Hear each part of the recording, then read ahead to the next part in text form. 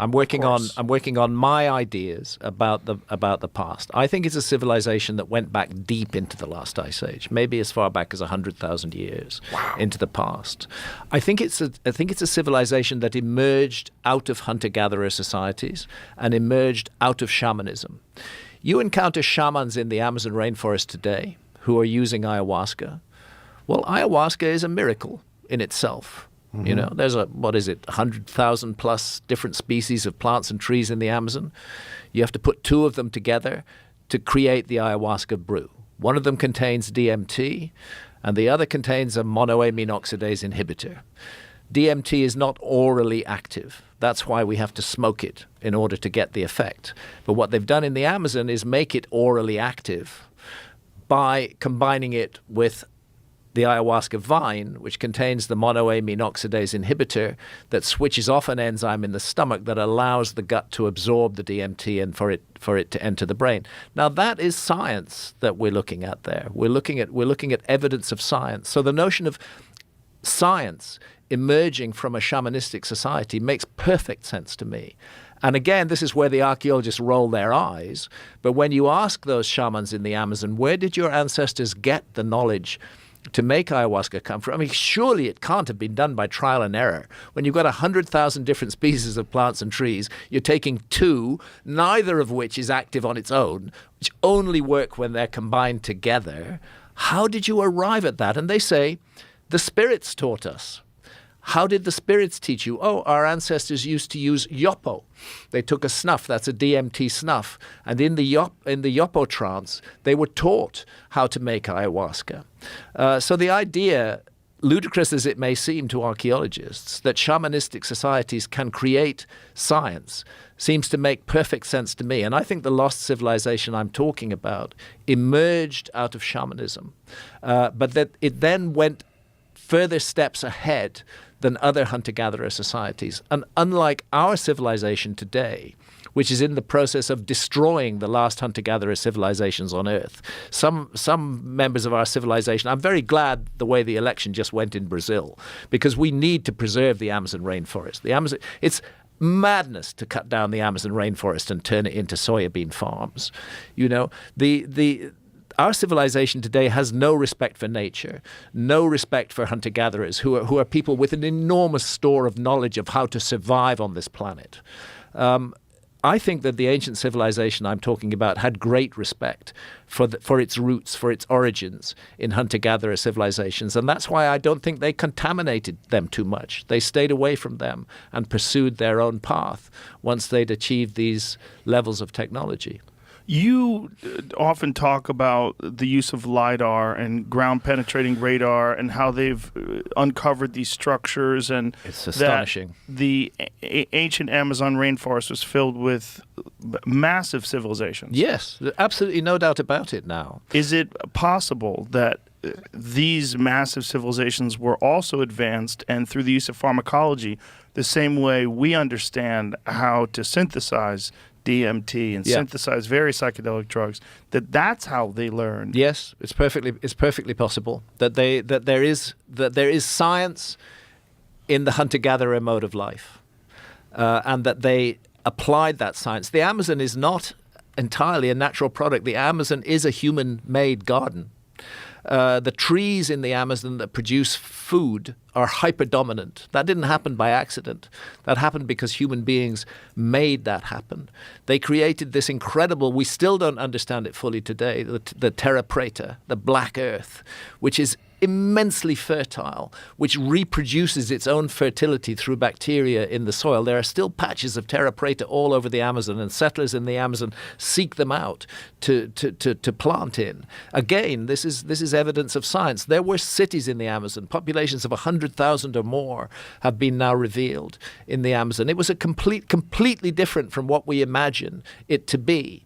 And it used to be 7 million square kilometers. About 2 million square kilometers have been cut down by our rapacious, short-sighted, idiotic civilization. But 5 million square kilometers are left, and we're just beginning to get a hint of what's underneath them as a result of LiDAR, this technique like light imaging and detection ranging, which flies can fly a plane over a section of rainforest, and without damaging anything, you can see what's underneath that rainforest. And what's underneath it is gigantic geometrical structures, huge squares, circles, a circle surrounded by a square, just enormous constructions that you would not expect to find hunter-gatherer civilizations having made, and yet there they are in the Amazon. I've had occasion to this is one of the recent sciences on this. I've had occasion to meet a few billionaires, and I've tried to say to them, if you want to do some good with your money, put it into a major LiDAR survey of the Amazon, because right now only a tiny section of the state of Acre in Brazil has been surveyed by LiDAR, and what's come out of there, they're even finding pyramids in the middle of the Amazon. And then once they're found, archaeologists can go to them and have a look at them. Put some money into a proper LiDAR survey of the entire Amazon, and our whole idea of the past of the human species may change. And that comes back to my point. 5 million square kilometers in the Amazon, hardly studied. 27 million square kilometers of submerged continental shelves, hardly studied. 9 million square kilometers of the Sahara Desert, hardly studied. And yet archaeology claims to know the whole story of our past.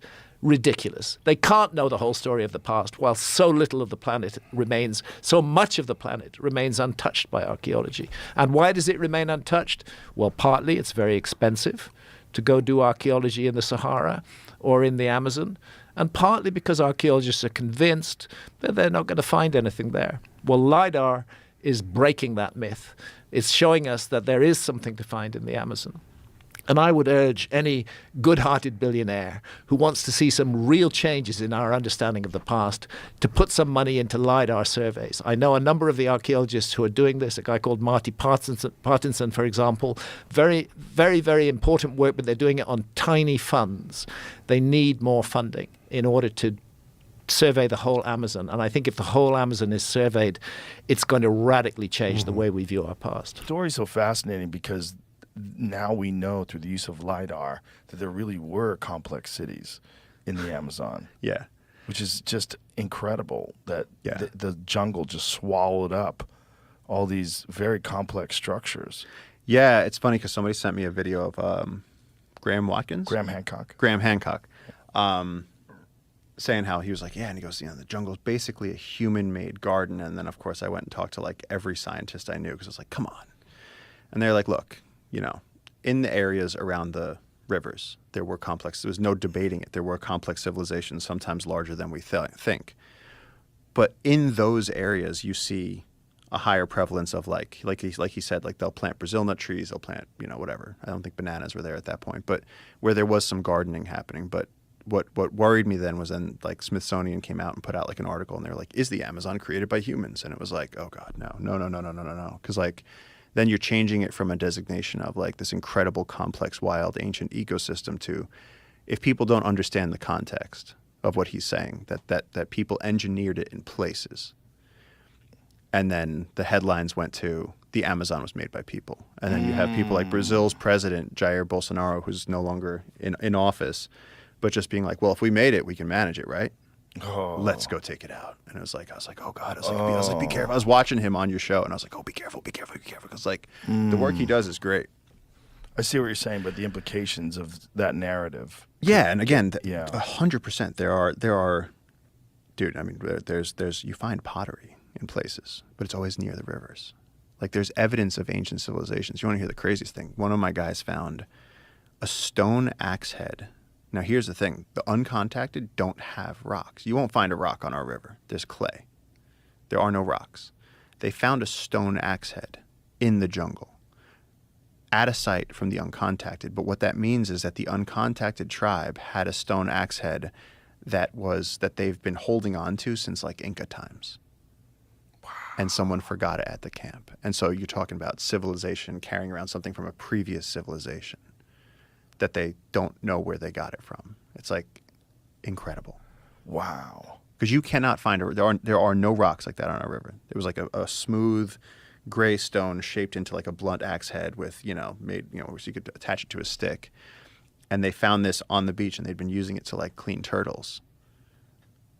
But we don't have those rocks. That's more like an Inca type of thing. So this has been floating around through various people's hands in the jungle for decades, centuries, who knows?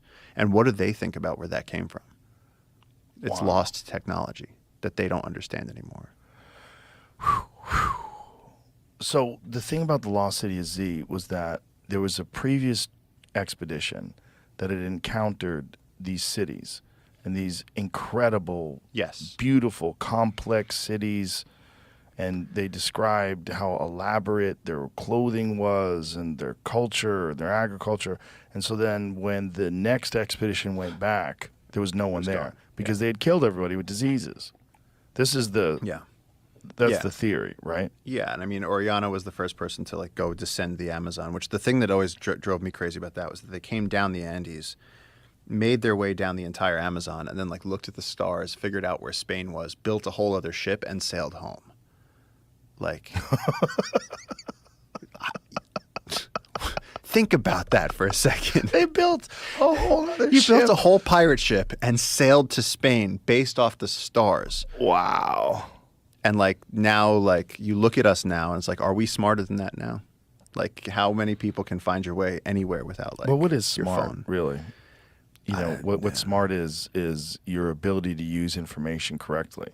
Now, what information do you have? Like, they had information that we don't have because they needed to be able to navigate using the stars. And they didn't have to deal with the kind of night pollution that we have. The light pollution that we have at night is... It's one of the greatest tragedies about modern civilization is that we've blacked out one of the most spectacular things that you could ever see. The thing that really centers us and humbles us, which is the view of the stars. Yeah. I went to the Keck Observatory a few years back. I went last year, but it was really good last year, but not. There's one time, the Keck Observatory is in Hawaii on the Big Island, and you go way, way, way up through the clouds. And the view of the cosmos is like you are in a spaceship with a clear glass windshield, and you see everything. There's no light pollution on the island because they have diffused lighting for all their street lights, specifically designed so that it doesn't fuck with the telescopes. Wow. And so when you're up there, I'll never forget it. The one time that I went, which was at least 15 years ago, maybe 16 years ago, that one time was so spectacular that it changed my view of like Earth in the relationship to the cosmos just by seeing it. Because you see the Milky Way, you see everything, you see all the stars. It just took my breath away. I couldn't stop staring at it. I was like, this is insane. And then I was thinking, God, this is everywhere. This is what the ancients used to see before we figured out electricity and blunted it all. Yeah. And ruined our relationship with the cosmos visually. Because that's what every city does. When you look up at the night sky, you don't see jack shit in New York City. You see a star. Oh, there's the moon. That's it. What is up there is literally the most spectacular thing that humans could ever witness. And it's there every night if you don't have light pollution and cloud cover. So like you're saying, like it would be like almost like more stars than black. You Just, see like, everything, completely, man. You see, it's incredible. So they're very careful at the observatory. There's no lights that get in the way of anything. So when you get outside of the building and there's just people lined up on the roads and on the hills that are just staring up at the sky. because it's perfect. It's insane. It's insane. It's so many stars. It's everything. That's what it looks like. That's literally exactly what it looks like. That is With the your Keck naked eye. Observatory. With your naked eye, man. Jeez. It's amazing. But it's this understanding that that's up there all the time, and you can't see it because of light pollution. But see, that to me is so much of what we're doing with nature right now, where it's like we're dulling it down. Yeah. We live in this incredible reality, and it's like we're dulling it down. Like in the Eastern Cape, where I've been working with the guys from VetPaw, like the elephants have smaller tusks or no tusks because of poaching. And it's like, you're taking this incredible, monstrous, giant Is land that a animal. natural selection thing? Like the ones that have smaller tusks are allowed to survive? It's because they're targeted. Yeah, they're targeted for the big tusks. So the big tusk ones are getting killed, and so somehow in response to that, they're developing smaller tusks so that they're less attractive? To the point that they're even having no tusks. It's like it genetically bottlenecked them so quickly because over the last 100 years, the humans were all going for the big tuskers. And now these monster tuskers, like the really big ones where they touch the ground, There's only a few of them left. That is so wild. And so and then moose, like in Maine, they have smaller antlers, and like we're actually like we're dulling down the magnificence of the universe. Like when you look at those pictures, you're like, why don't I see that? I picture if we saw that every night.